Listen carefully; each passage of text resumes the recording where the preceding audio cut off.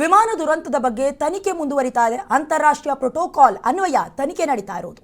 ವಿಮಾನಯಾನ ಸಂಸ್ಥೆ ನಿಗದಿಪಡಿಸಿರುವ ಕೆಲವೊಂದಷ್ಟು ಮಾನದಂಡಗಳಿರುತ್ತೆ. ಅದರ ರೀತಿಯಲ್ಲೇ ತನಿಖೆ ಮುಂದುವರಿತಾ ಇದೆ. ವಿಮಾನ ದುರಂತದ ಬಗ್ಗೆ ತನಿಖೆ ನಡೀತಾ ಇದೆ. ಅಂತಾರಾಷ್ಟ್ರೀಯ ಪ್ರೋಟೋಕಾಲ್ ಅನ್ವಯ ತನಿಖೆ ಮುಂದುವರಿತಾ ಇರೋದು. ವಿಮಾನಯಾನ ಸಂಸ್ಥೆ ನಿಗದಿಪಡಿಸಿರುವ ಕೆಲವೊಂದಷ್ಟು ಮಾನದಂಡದ ಅನ್ವಯ ತನಿಖೆ ನಡೀತಾ ಇದೆ. ಬ್ಲ್ಯಾಕ್ ಬಾಕ್ಸ್ ಡೇಟಾ ಹಾಗೆ ವಿಶ್ಲೇಷಣೆಯನ್ನ ಟೀಮ್ ನಡೆಸ್ತಾರೆ. ಪತನಕ್ಕೆ ಕಾರಣ ಏನು, ಎಲ್ಲಾ ಅಂಶಗಳ ಕುರಿತು ತನಿಖೆ ನಡೆಯುತ್ತೆ.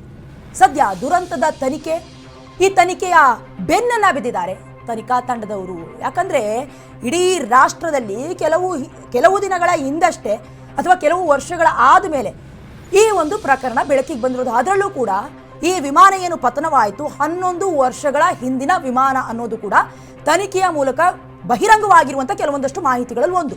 ಹಾಗಾಗಿ ಈಗ ಸಿಗ್ತಾ ಇರುವಂತಹ ಮಾಹಿತಿಯ ಜೊತೆಗೆ ವಿಮಾನದಲ್ಲಿ ಏನೇನು ಲೋಪದೋಷ ಇತ್ತು, ಯಾಕಂದ್ರೆ ವಿಮಾನ ಟೇಕ್ ಆಫ್ ಆಗ್ತಾ ಇದೆ ಅಥವಾ ಬೇರೆ ದೇಶದ ಕಡೆ ಹೊರಡ್ತಾ ಇದೆ ಅಂತ ಹೇಳಿದ್ರೆ ಕಂಪ್ಲೀಟ್ ಆಗಿ ಶೋಧ ಕಾರ್ಯ ನಡೆಸಬೇಕಾಗತ್ತೆ.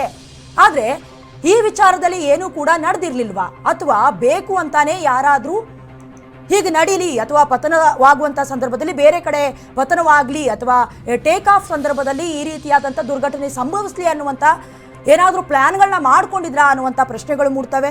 ಜೊತೆಗೆ ಈಗಾಗಲೇ ತನಿಖಾ ಟೀಮ್ಗಳು ಕೂಡ ಕೆಲವೊಂದಷ್ಟು ಪ್ರಶ್ನೆಗಳನ್ನು ಇಟ್ಕೊಂಡು ಈಗಾಗಲೇ ತನಿಖಾ ಬೆನ್ನು ಬಿಡದಂತೆ ತನಿಖಾ ತಂಡ ಕೆಲವೊಂದಷ್ಟು ಮಾಹಿತಿಗಳನ್ನ ಕಲೆ ಹಾಕೋದಕ್ಕೆ ಮುಂದುವರಿಸ್ತಿದೆ. ಅಂದರೆ ಪತನಕ್ಕೆ ಏನೇನು ಅಂಶಗಳು ಕಾರಣವಾಗಿದೆ, ಇಂಜಿನ್ನ ಪ್ರಾಬ್ಲಮ್ ಇದೆಯಾ ಅಥವಾ ಈ ಹಿಂದೆ ಏನಾದರೂ ಪ್ರಾಬ್ಲಮ್ ಇತ್ತಾ, ಬ್ಲ್ಯಾಕ್ ಬಾಕ್ಸ್ ಅಂತ ನಾವು ಹೇಳ್ತಾ ಇದ್ವಿ, ಬ್ಲ್ಯಾಕ್ ಬಾಕ್ಸ್ನಲ್ಲಿ ವಿಮಾನದ ಒಳಗಡೆ ಏನೇನು ಆಗು ಹೋಗುಗಳಿದೆ, ಏನಾದ್ರು ಸಂದೇಶವನ್ನ ರವಾನೆ ಮಾಡಬೇಕಾಗಿತ್ತಾ ಅಥವಾ ಚಲನವಲನಗಳು ಏನಿತ್ತು ಎಲ್ಲವೂ ಕೂಡ ಅಲ್ಲಿ ಡೇಟಾಗಳ ರೀತಿಯಲ್ಲಿ ಸೇವ್ ಆಗಿರುತ್ತೆ. ಅದು ಬರೋಬ್ಬರಿ 25 ಗಂಟೆಗಳ ಎಲ್ಲ ಡೇಟಾವನ್ನು ಕೂಡ ನಮಗೆ ಲಭಿಸುತ್ತೆ ಅಂತ ಹೇಳಿದ್ರೆ ಕೆಲವೊಂದಷ್ಟು ಮಾನದಂಡ ಇರುತ್ತೆ. ಈಗಾಗಲೇ ವಿಮಾನಯಾನ ಸಂಸ್ಥೆ ಮಾನದಂಡವನ್ನು ಕೂಡ ನಿರ್ಣಯ ಮಾಡ್ಕೊಂಡಿರುತ್ತೆ. ಹಾಗಾಗಿ ಆ ಮಾನದಂಡದ ಅನ್ವಯ ಪ್ರೋಟೋಕಾಲ್ ಇರುತ್ತೆ. ಅಂದರೆ ಕೆಲವೊಂದಷ್ಟು ಟರ್ಮ್ಸ್ ಆ್ಯಂಡ್ ಕಂಡೀಷನ್ಸ್ ಇದರ ಅಂಡರ್ನಲ್ಲಿ ಪತನಕ್ಕೆ ಕಾರಣವಾದಂಥ ಅಂಶಗಳು ಏನು ಅದರ ಕುರಿತಾಗಿ ತನಿಖೆ ಕೂಡ ನಡೀತಾ ಇದೆ. ಈಗಾಗಲೇ ಒಂದು ಬ್ಲ್ಯಾಕ್ ಬಾಕ್ಸ್ ಸಿಕ್ಕಿದೆ. ಈ ಬ್ಲ್ಯಾಕ್ ಬಾಕ್ಸ್ ಅನ್ನು ಇಟ್ಕೊಂಡು ಡೇಟಾವನ್ನು ವಿಶ್ಲೇಷಣೆ ಅಂದರೆ ಅನಲೈಸ್ ಮಾಡ್ತಾ ಇದ್ದಾರೆ ಟೀಮ್ನವರು.